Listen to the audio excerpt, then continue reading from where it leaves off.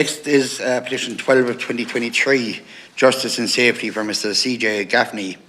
We are calling on the government to compensate us out of the European Maritime Fisheries and Aquaculture Fund, which was offered at our meeting in Brussels and confirmed by the documents and radio interview contained in the links below by Irish MEPs and senior EU officials. Considering the unique and unprecedented circumstances of the case, we must have rights in this day and age. We are also asking for an official and impartial investigation in all aspects of the case and how such a dangerous vessel was certified as passing all stability criteria and continuously issued with valid sailing certification.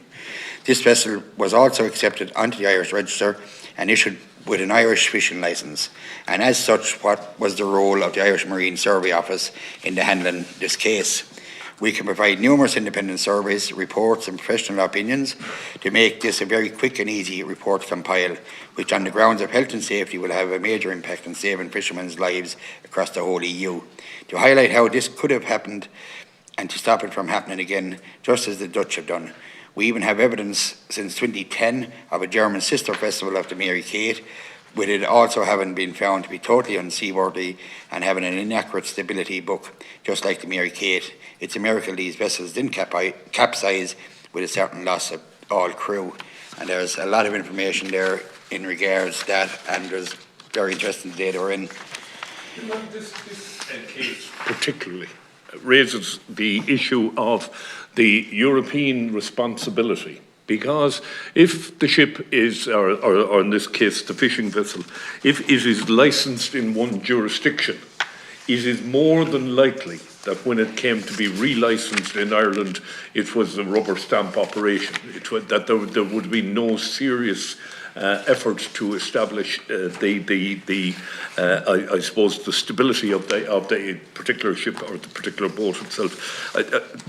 This particular family, when they appeared in here, they haunt me, because it's not the fact that they've been so badly treated, that in itself is bad, but it's the fact that this vessel went through tests, was in service, was purchased as a working vessel, was licensed by the Irish authorities, and in some way or other, once all that was done, the authorities are washing their hands of it. They want nothing to do with it. Tough luck.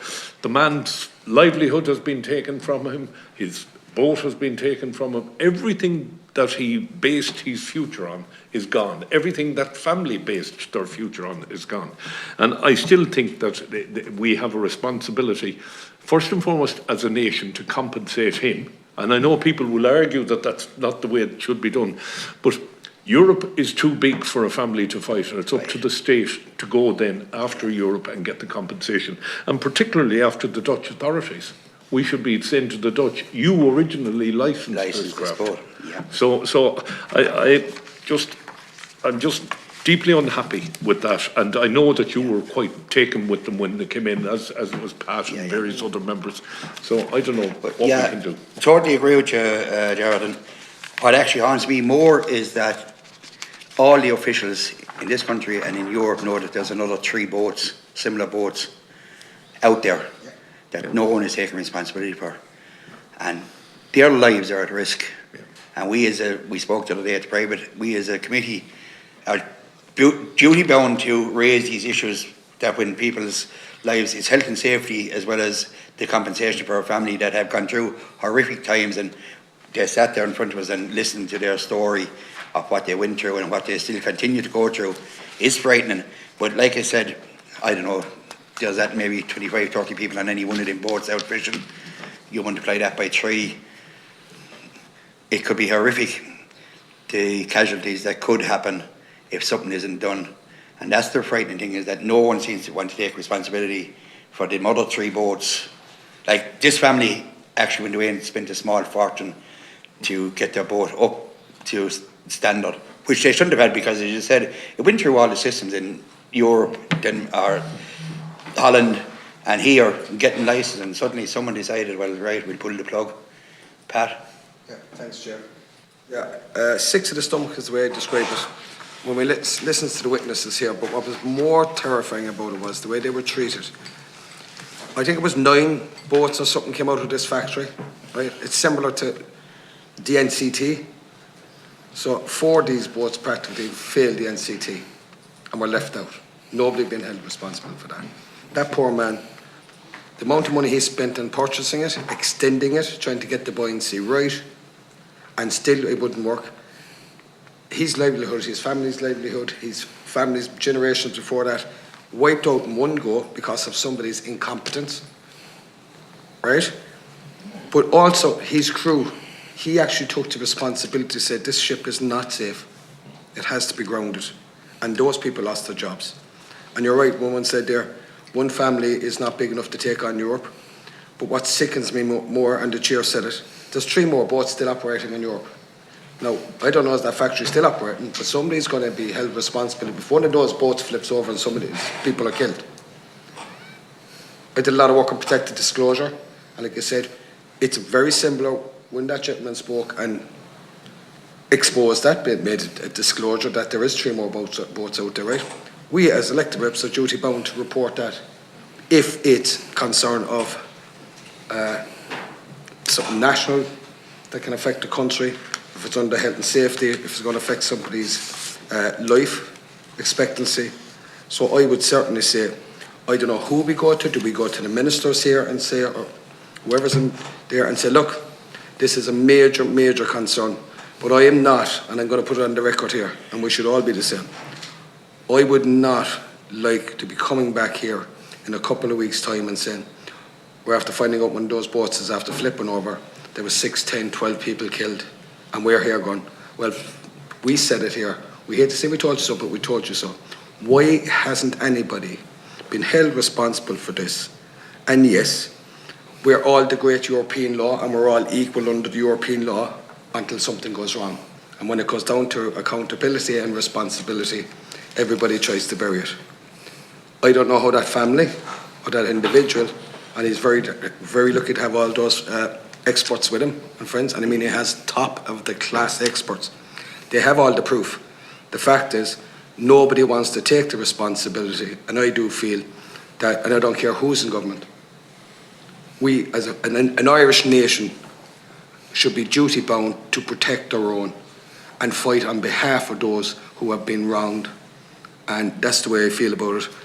And as I said, I had it with a recent protected disclosure that had been going on for 18 months, and eventually, what happened? Eventually there was a fatality.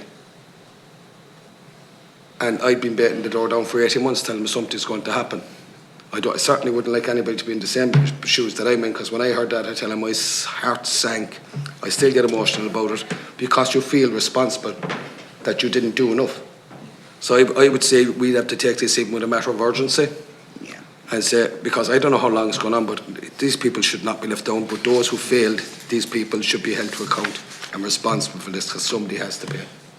Yeah. Thank you, Chair. Richard, Yeah. it's going on. No, go on, Richard, sorry. Okay. We're back to this again. Accountability. But now it's accountability with people's lives. It's also the accountability of the future of a family that made a decision that they made based on the protection of lives and to be treated in such a manner after they've done it. If you have a defective vehicle of whatever type, the responsibility has to go back to the manufacturer. But what are they fighting? They're fighting money. That's what they're fighting. And that's what they use. And every business, large business, whatever, international, that's what they do. They use, it's easier to fight this and push it. Listen to me, the government are doing it as well. HSE, they've all done it. They're using money to fight things, to push it down the line, to hopefully it will go away, rather than fixing the problem. But here we have a problem here is, we have 3 more defective vessels. Yeah. That means if anything happens, those people, can you imagine if it was one of our brothers or sisters that were on those vessels and you knew that they were defective? The government now know through this committee that there is defective vehicles. That's what they know. And if the responsibility has to come back to somebody, in the case, and please God, nothing will go wrong. But we know there's something wrong.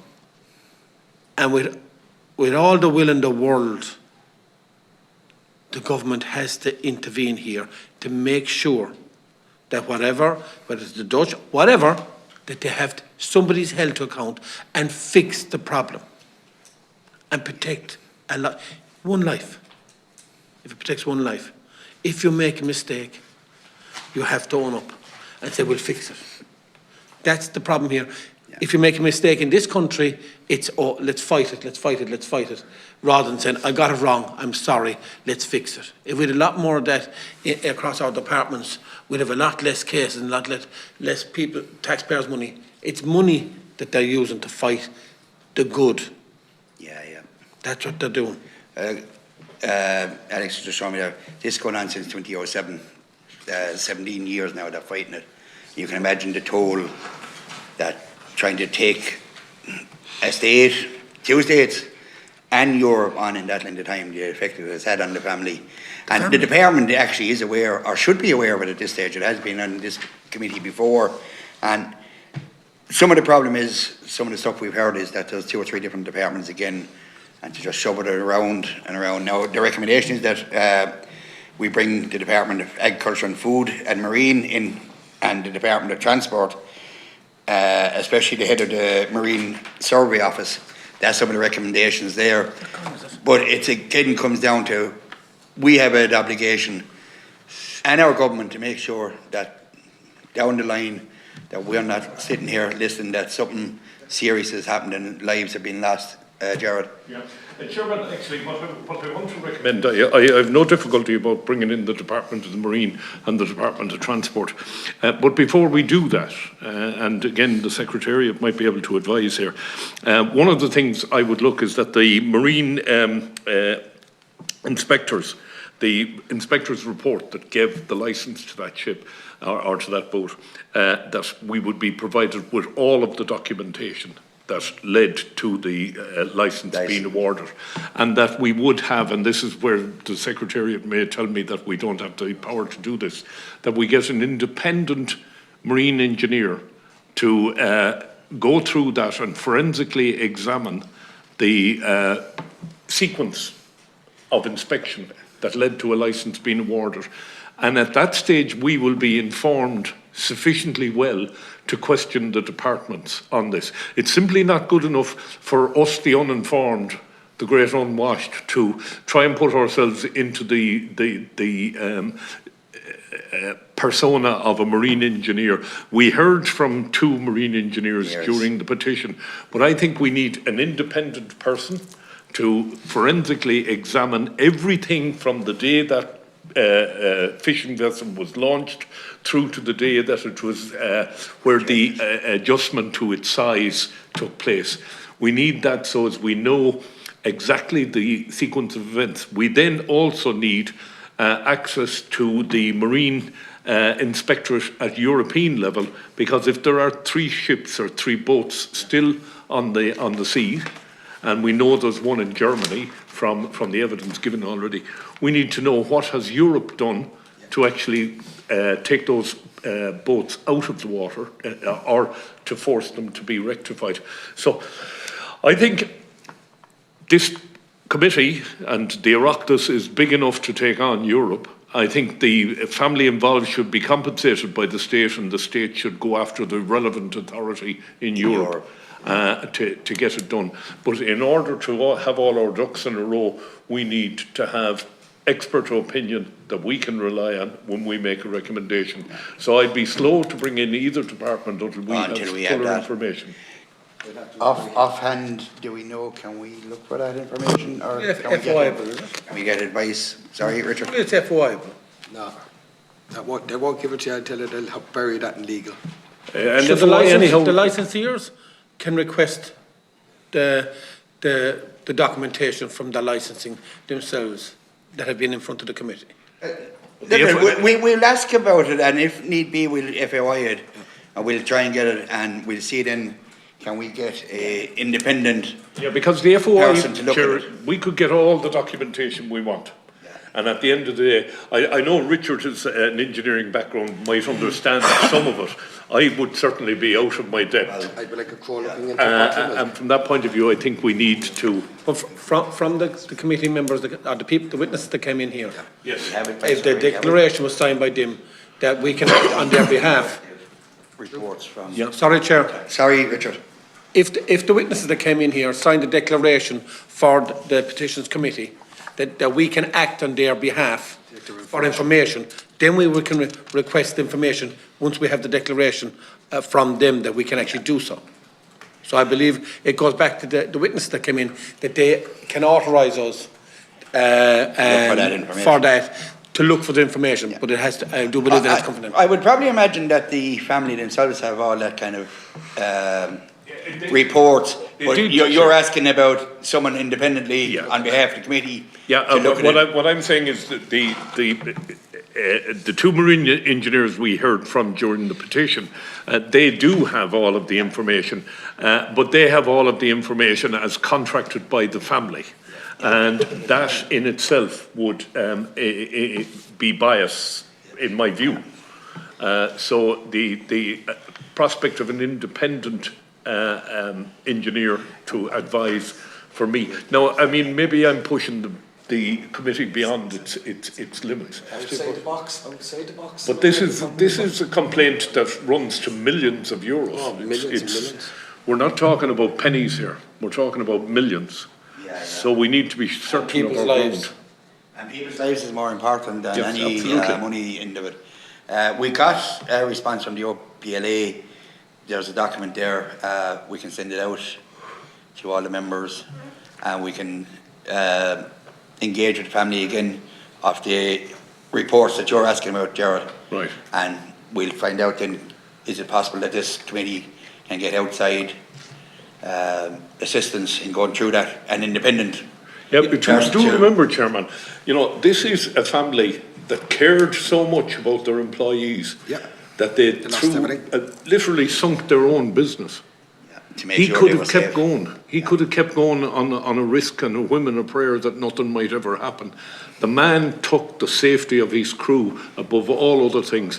I lost a business, lost my house, and I know what it's like, but it was my fault. Right? It wasn't his fault. The man has operated above any level you'd expect from him, and the least we can do as a nation is stand behind him. I know that the department's advice is, oh, if you fix this one, there'll be hundreds more coming along behind. That's never an excuse. Yes. Never an excuse. That's lame. No, I totally agree. The Gaffney family done, as you said, done everything to protect their own staff, and has cost them an awful amount. And there is people in power just not willing to even take responsibility for 3 boats that we know that are out there with the same issues. From the point of view, Chair, of getting an independent, as Gerard was saying, that voice on this, one thing that we can look for the paperwork from the Gaffney family. 2, we can look for the declaration that we can actually request the same information from the other authorities, the licensing authorities, and then we have paperwork from both sides to compare, to make sure. So we make sure that when we make the decision, we're making sure that we have both sides of information, and then the experts can actually tell us what went wrong. Rather than, and it's 100% correct, and I'm not saying that the Gaffney's paperwork is wrong, I'm just saying for the protection of the Gaffney family, and protection of everyone's sake, we get the paperwork from both sides and then merge it to see that it lines up accordingly. Pat? Considering that we're called the Joint Committee on Public Petitions and Ombudsman, we do work with the European Ombudsman. Has she played any part in this over the years? Because there is a European Ombudsman there, like, I mean, why can't we use it? She's one of our own. She is one of our own. And it just beggars belief. And I know the lady, because we've worked with her before, Emily O'Reilly, and she is very, very thorough. I don't know whether it has been flagged with the European Ombudsman. I know it's gone back a while before her tenure, so it might have been dealt with a different Ombudsman. But I would suggest that she doesn't have that information, that we flag it up to the European Ombudsman as well, because that gives strength and weight. 100%. And it's not about passing the book. That's why the European Ombudsman. for rights-based issues, you know. So I just feel very strong about it. I just think it's just, I just can't find words to find that people can do that to other people when the victims, as we call them, those victims, those families that have been affected, have been just totally and utterly ignored. I'm sorry, but you bought it, not our baby anymore. The guarantee went when you left the garage or whatever. It's not the way people do business in this country. I will say this, person. I mean, this state has negotiated with people on their deathbed to resolve an issue, while having fought them for years while they still had some bit of health. In this particular case, if you remember that man sitting over there, he was calm. Absolutely. He was very, very focused on what he had to say. He was, to my mind, he comes across as an extremely credible witness. What I don't want to do is I don't want to, this committee to in any way provide an out for a department in this country that is rigid in their view. Oh, don't touch it, Minister. If you do, there'll be hundreds more coming after that. If there are hundreds more coming after that, then we need to look at our marine inspectorate and see what they're doing, that they're licensing boats that are not worthy. So I think we're all in agreement where we need to go. And I thank you, Chair, for your willingness to allow this to be discussed in the way it is. And I thank the Secretariat for getting us an answer so quick from the OPLA. Yeah, just coming back to something you said, Pat, I can't actually remember reading any of the reports about the European Ombudsman being involved in this. So it's maybe an avenue. But right, the recommendation was to ask the departments in, are we saying now that we leave that until we get the reports from both sides and we get an expert? And as Richard said, we have both sides of it before any department or anybody comes in.